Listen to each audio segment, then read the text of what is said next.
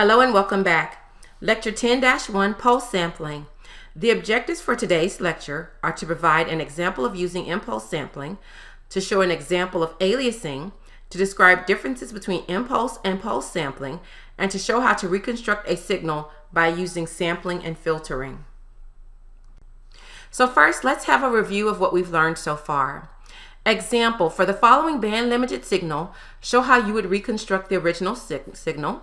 So we're going to do this problem using impulse sampling. And the model that we use for impulse sampling is an input x of t. It's multiplied by a pulse train p of t. And then the output is xs of t. To reconstruct the signal, that's going to go through a low-pass filter, h of j omega. And then the output would be x of t again. So p of t is equal to the summation from n equals negative infinity to infinity delta of t minus nts, or in the frequency domain, p of j omega is equal to 2 pi over ts, the summation from n is equal to negative infinity to infinity, delta of omega minus n omega s. So here's a sketch of p of t.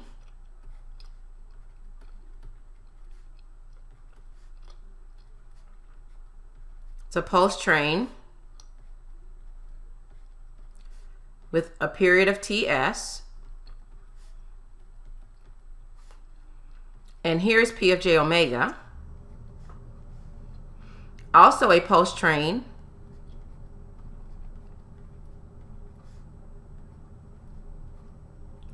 with a period of omega s. And now the area under the impulses is 2 pi over ts. And we have xs of t is equal to the summation from n equals negative infinity to infinity of x of nts delta of t minus nts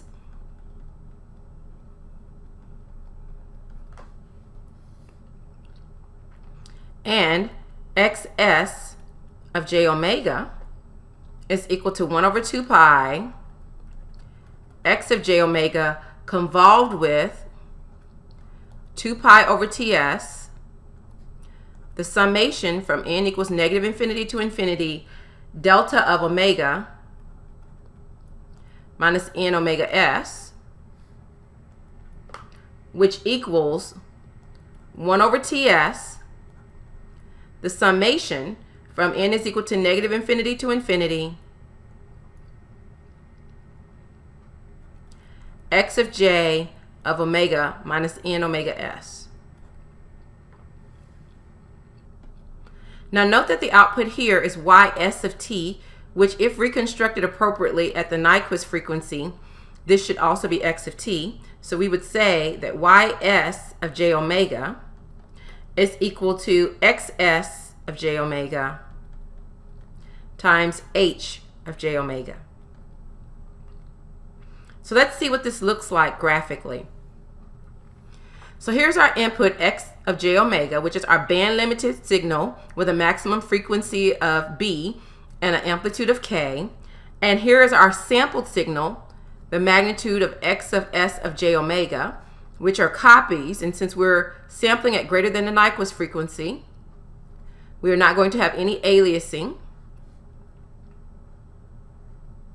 So here are samples at 0, omega s, negative omega s, and so on. And since we have 1 over ts as the scale on the samples, this amplitude here is going to be k over ts. So this is going to go through our low-pass filter, and we're going to use the more realistic model for the low-pass filter. So h of j omega will look like the following, where this is B This is negative omega s plus b. Over here, the passband edge is b, and the stopband edge is omega s minus b, and it has to have a gain of ts. So then finally, our output, which is ys of j omega,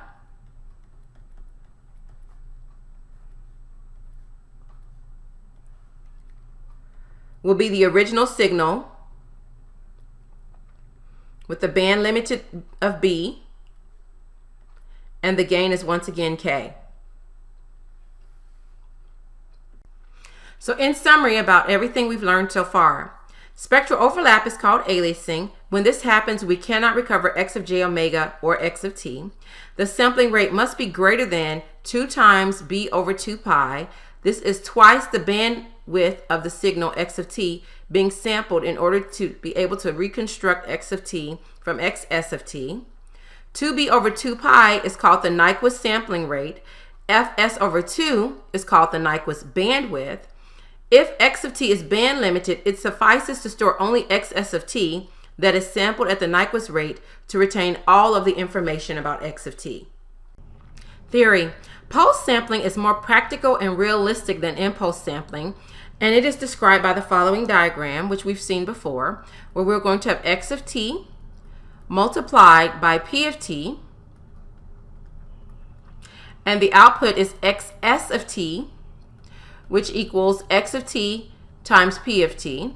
And remember, we can also model this as a circuit diagram with a signal input that goes through a switch, which is modeled by p of t, and has an amplifier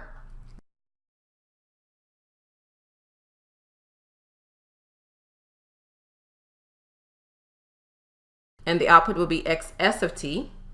So now our pulse train looks like an pulse like this, where these are recs that have an amplitude of 1 and a width of t, and they repeat every ts.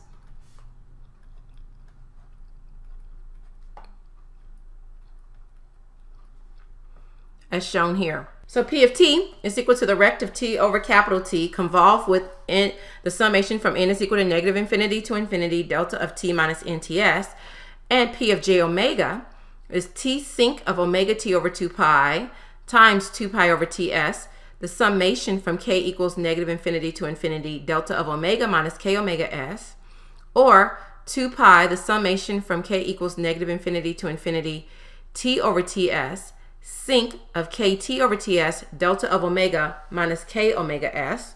So a plot of P of j omega would look like the following. Here's P of j omega. And the envelope is going to be a sinc function, like this. And the envelope has an equation of 2 pi t over ts sinc of omega t over 2 pi. So here are our scaled impulses.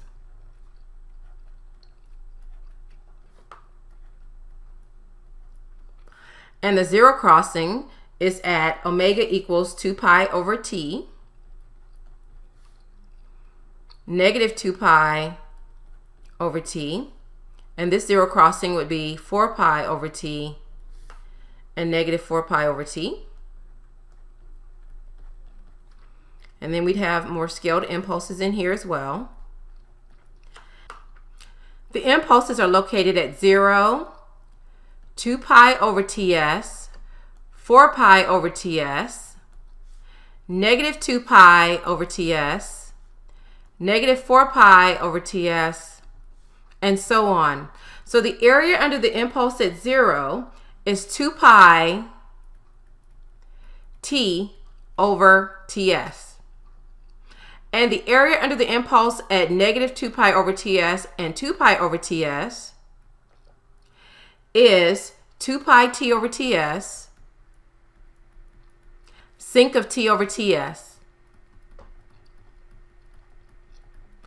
And the area under the impulse at 4 pi t over ts and negative 4 pi over ts is 2 pi t over ts sinc of 2t over ts.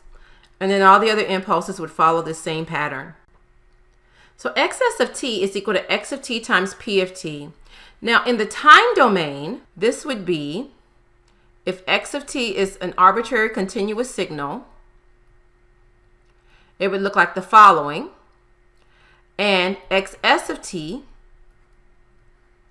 would look like samples of x of t whenever the switch is closed, where these would have a width of t, and they would be repeated every ts. So if that's the origin at 0, this would be at ts and minus ts. Xs of j omega is equal to 1 over 2 pi x of j omega convolved with p of j omega, which equals 1 over 2 pi x of j omega convolved with 2 pi, the summation from k equals negative infinity to infinity, t over ts, sinc of kt over ts, delta of omega minus k omega s, which equals the summation from k equals negative infinity to infinity, t over ts, sinc of kt over ts, x of j of omega minus k omega s. The following figure shows the original frequency response and the response after sampling. So our original frequency response is the same figure we've used several times. It's x of j omega. It's some arbitrary band limited signal with the following shape, with an amplitude of A and a bandwidth B, where this is minus B, B, and omega.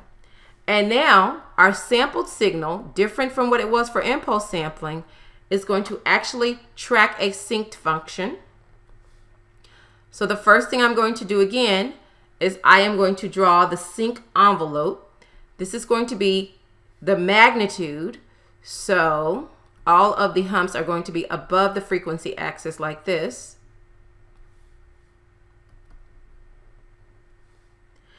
And the equation for this envelope is t over ts, the magnitude of sinc of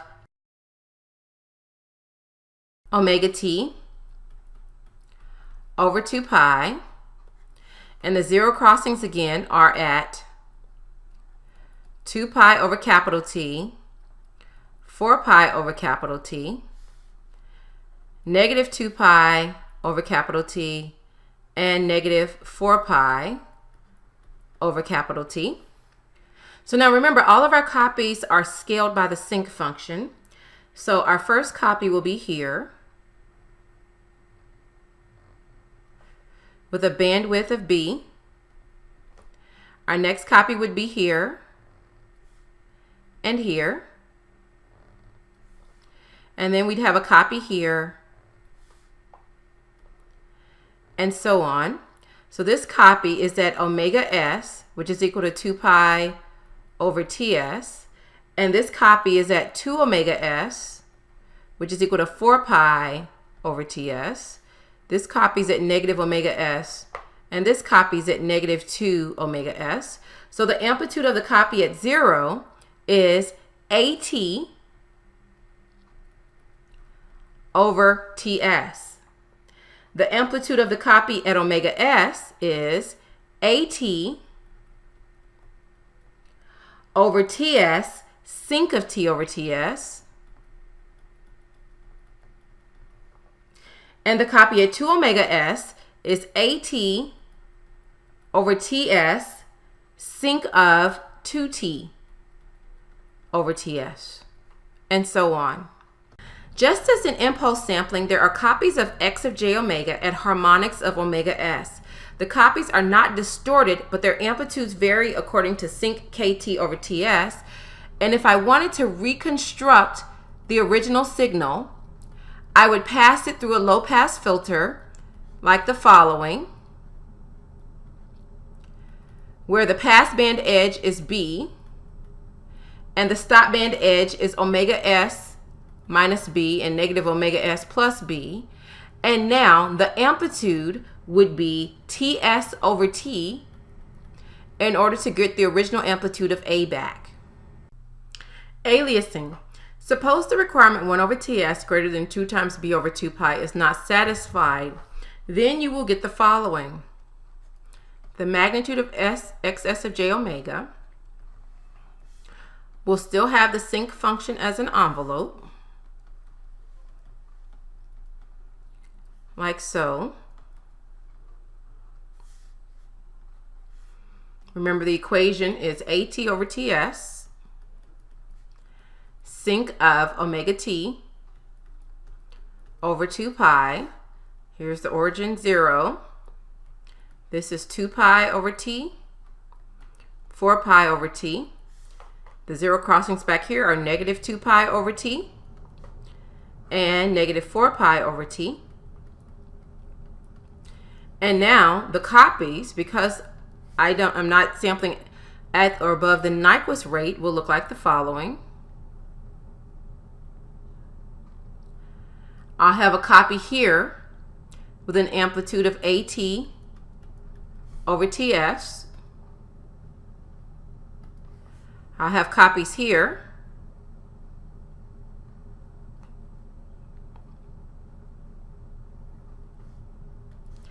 at omega s and negative omega s, and these copies will have an amplitude of AT over TS, sinc of T over TS, and then I'll also have copies here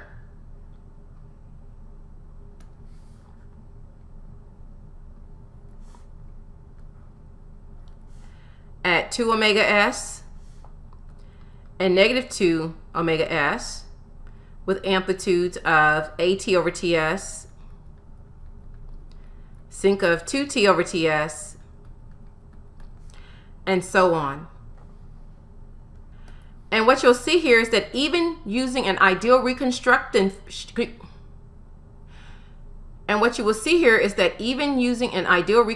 filter, we cannot recover X of T from XS of T. So we're going to use a low pass filter with a magnitude H of j omega that looks like this, with an amplitude of TS over T and a bandwidth of B. And what YS of j omega would look like is something like this, where right here you're getting interference from the other signal. So this would be like omega s over 2 and negative omega s over 2, and this would be B. And here the amplitude would still be A. What you would have is that every frequency component at omega greater than omega s over 2 has an alias at frequency for omega s over 2 minus omega less than omega s over 2 with the same samples. Example: for the following signal x of j omega, use pulse sampling to find xs of j omega and draw the magnitude of xs of j omega for the following sampling period ts. Recall, we're going to use x of t as the input, and it's going to be multiplied by p of t, and the output is going to be xs of t, which equals x of t times p of t. So ts is equal to pi over 4 seconds means that omega s is equal to 8 radians per second. When ts is equal to pi over 2 seconds, omega s is equal to 4 radians per second. And when ts is equal to 2 pi over 3 seconds, omega s is equal to 3 radians per second. And remember, p of t is a pulse train, so it's rect of t over cap t convolved with the summation from n equals negative infinity to infinity delta of t minus nts, and x sub s of j omega is equal to t over ts, the summation from k equals negative infinity to infinity, sinc of kt over ts, x of j omega minus k omega s. Letter A. When ts is equal to pi over 4 seconds, x sub s of j omega is equal to 4t over pi, the summation over all k, sinc of k 4t over pi, x of j of omega minus k8, and a plot of the magnitude of xs of j omega looks like the following.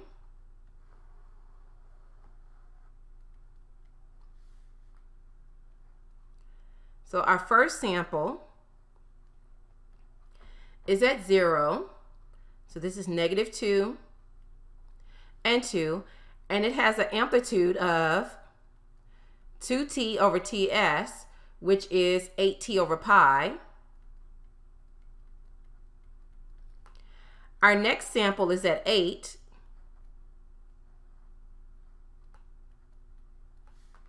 And -8. So this is -10, -6, 6, and 10. And it has an amplitude of 2t over ts, sinc of t over ts,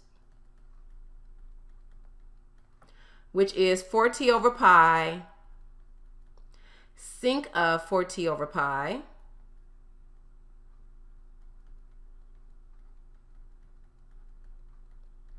and this one also has an amplitude of 4t over pi, sinc of 4t over pi.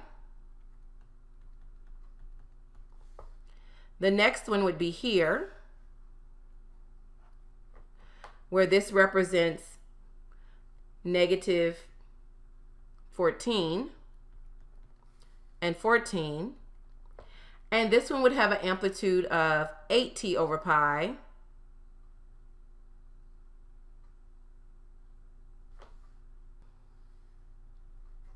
which is 8t over pi,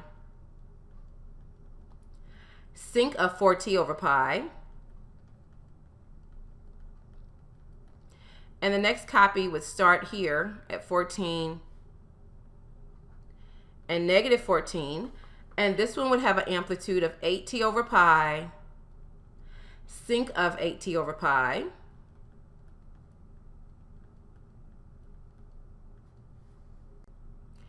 Letter B. Ts is equal to pi over 2 seconds, and xs of j omega is equal to 2t over pi, the summation over all k, sinc of k 2t over pi,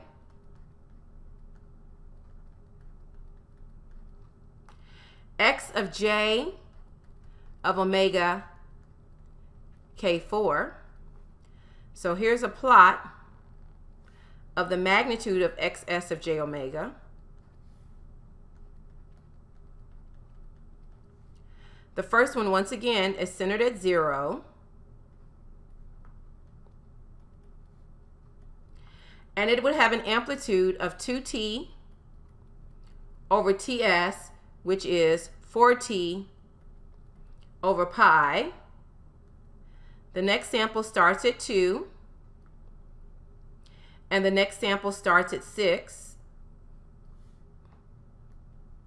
like this.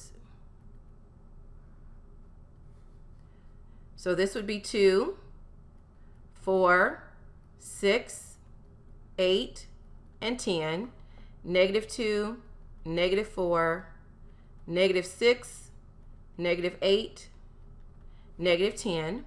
The amplitude of the second sample is 2t over ts, sinc of t over ts, which is 4t over pi, sinc of 2t over pi. The amplitude of this sample is 2t over ts, sinc of 2t over ts, which is 4t over pi, sinc of 4t over pi. Letter C. Ts is equal to 2 pi over 3 seconds. Xs of j omega is equal to 3t over 2 pi summation over all k sinc of k 3t over 2 pi times x of j of omega minus k3. So here's our final plot of xs of j omega.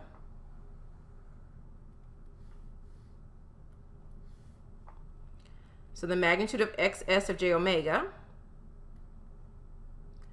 Our first copy is here between -2, 0, and 2.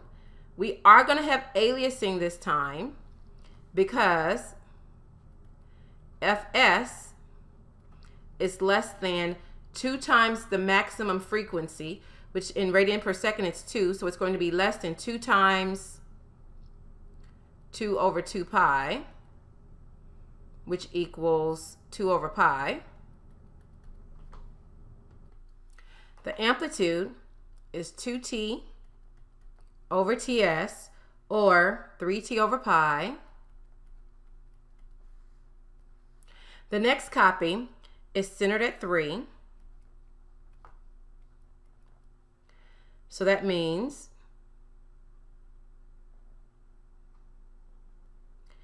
it goes here and drops down to the 1. And on the other side, it drops down to the 5. And notice we have aliasing. And it has an amplitude of 3t over pi sinc of 3t over 2 pi. Okay. And then the other copies over here, where this is -1, -5, and it's centered at -3.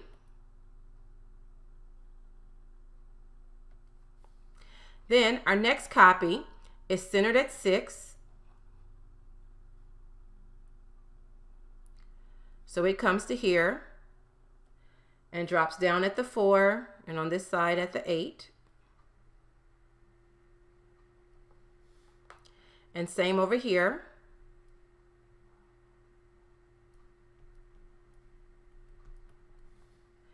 And so on. And the amplitude is 3t over pi sinc of 3t over pi. And so these are the samples, but the answer is actually the sum of these because there's aliasing. So the sum would be something like this.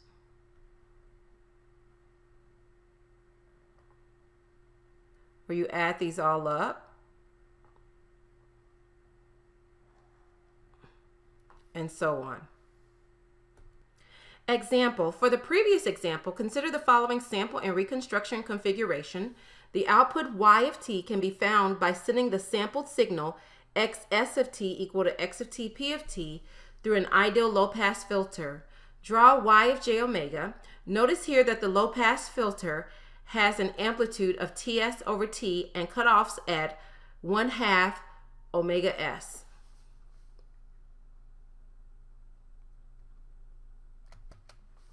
So, for letter A, when omega s was equal to 8 radians per second, after going through filtering, you will have ys of j omega looks exactly like the original signal between -2 and 2. Letter B, when omega s is equal to 4 radians per second, after going through filtering, you will see that it also looks exactly like the original signal with an amplitude of 2 between -2 and 2. And for letter C, when omega s is equal to 3 radians per second, this is the one where we had the aliasing. So you're going to have ys of j omega will start as an amplitude of 2, but it will be cut off somewhere where it's falling, where it's now the interference between this sample and the next sample. So these values are going to be -1.5, 0, and 1.5. Example. For the previous example, consider the following sample and reconstruction configuration. The output y of t can be found by sending the sampled signal xs of t equal to x of t p of t through an ideal low-pass filter. Draw y of j omega. Notice here that the low-pass filter has an amplitude of ts over t and cutoffs at 1/2 omega s.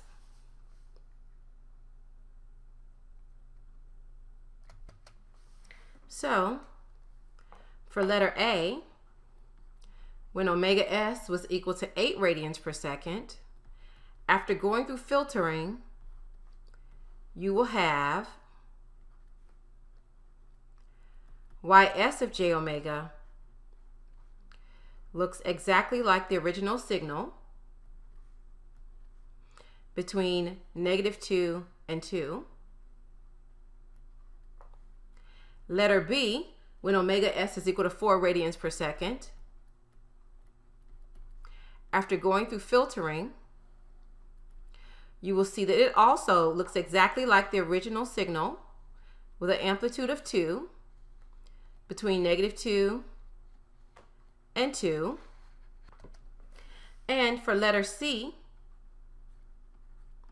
when omega s is equal to 3 radians per second, this is the one where we had the aliasing.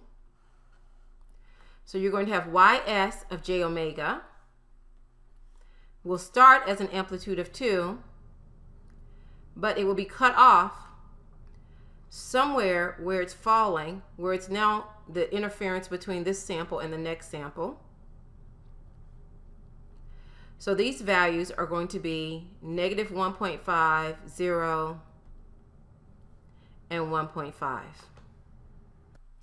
Example. For the previous example, given the following, x of t, where xs of t is equal to x of t times p of t, draw the magnitude of xs of j omega, determine if aliasing occurs, and determine the expression for y of t and y of j omega. So we're going to make a couple of simplifying assumptions in order to solve this problem. The first, we're going to assume that t is equal to 1, and that xs of j omega for pulse sampling is 1 over ts, the summation over all k, sinc of k over ts, x of j of omega minus k omega s. And we're also going to use the following low-pass filter for reconstruction. The magnitude of h of j omega is going to have an amplitude of ts and cutoff of omega s over 2. Okay, let's get started. So x of t is equal to 2 plus the cosine of 50 pi t, and ts is equal to 0.01 seconds. So fs is equal to 100 samples per second. Omega s is equal to 200 pi radians per second. And fs is greater than 2 times the maximum frequency in the signal, which would be 2 times 25.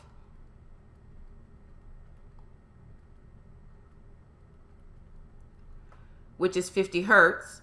Therefore, there will be no aliasing. X of j omega is equal to 4 pi delta of omega plus pi delta of omega minus 50 pi plus pi delta of omega plus 50 pi.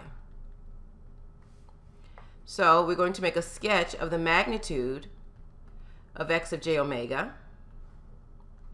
There are 3 impulses, one at the origin,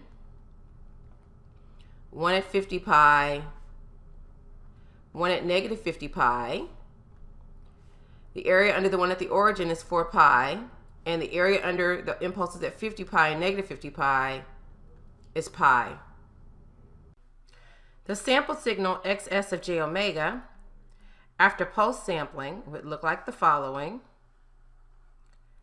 So now each term is going to be scaled by 100, and the amplitude of the copies will be scaled by sinc of k over ts. So at the origin, you're going to have an impulse 400 pi. At negative 50 pi and positive 50 pi,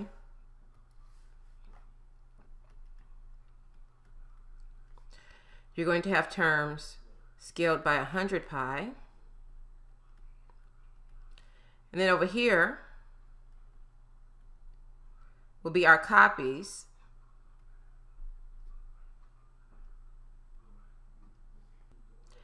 At 200 pi,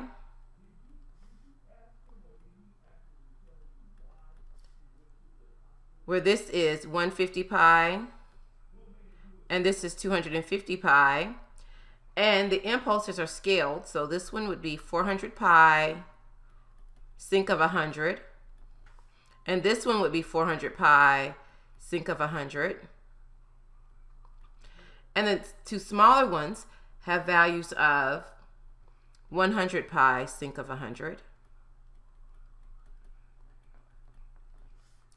and 100 pi sinc of 100, and so on. So when you pass it through the filter with an amplitude of Ts and cutoff of omega s over 2, what you'll get back is the copies filtered out to just these first 3,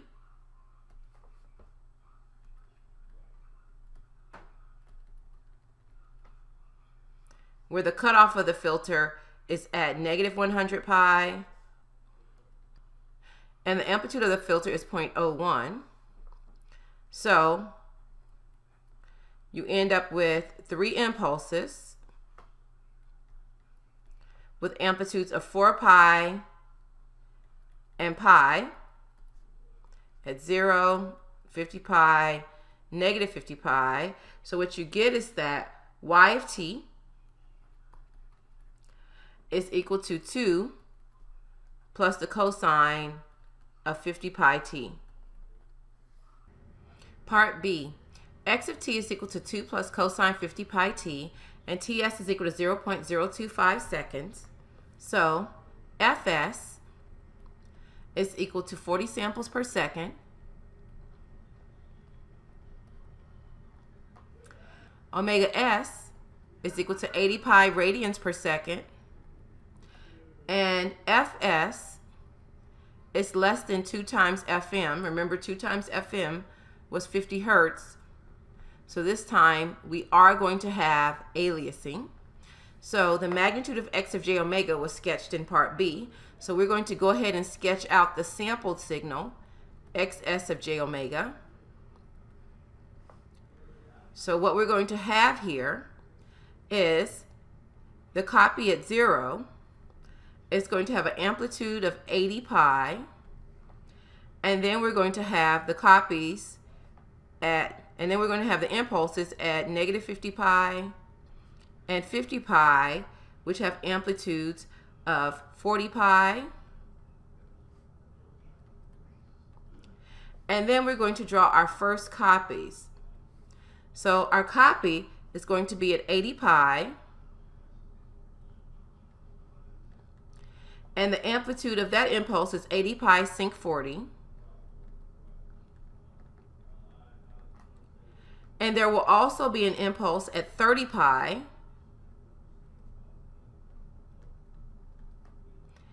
And that one's going to have a value of 40 pi Sinc 40.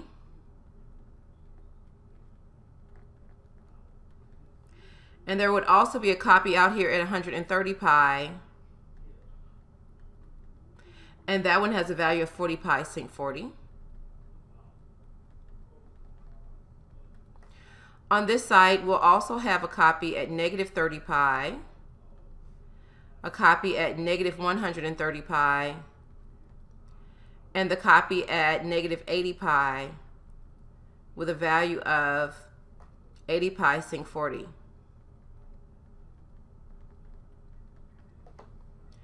So now, we're going to put this through our filter, which has a cutoff of omega s divided by 2.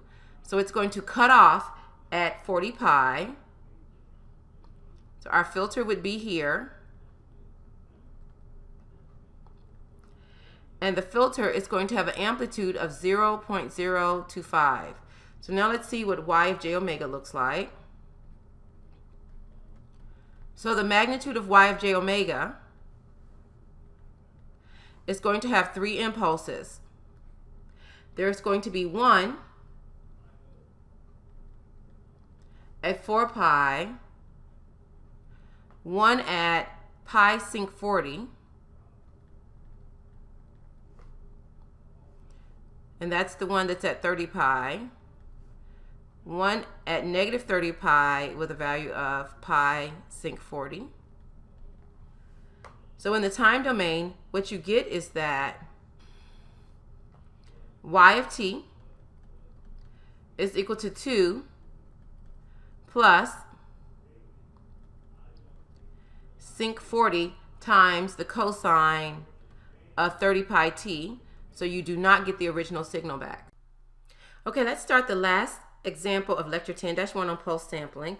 X of t is equal to 1 plus cosine 20 pi t plus cosine 60 pi t. And to make things a little bit more interesting, I'm going to change ts from 0.01 seconds to 0.167 seconds. 0.0167 seconds. And this is because this makes our sampling frequency 60 hertz. And we get that 2 times FM is equal to 60 hertz. So we are sampling right exactly at the Nyquist rate. And omega s is equal to 120 pi radians per second. So first let's sketch the magnitude of x of j omega. The magnitude of x of j omega has an impulse at 0 with a value of 2 pi. And then it has 4 impulses beside it at 20 pi, 60 pi, negative 20 pi, negative 60 pi, and they all have an area underneath of pi. So now let's sketch the magnitude of xs of j omega. So here's omega. Once again, we're going to have a pulse at 0 that's going to be scaled by 1 over ts. So it's going to have a value of 120 pi. And the 4 impulses at negative 60 pi, negative 20 pi, 20 pi, and 60 pi will have values of 60 pi.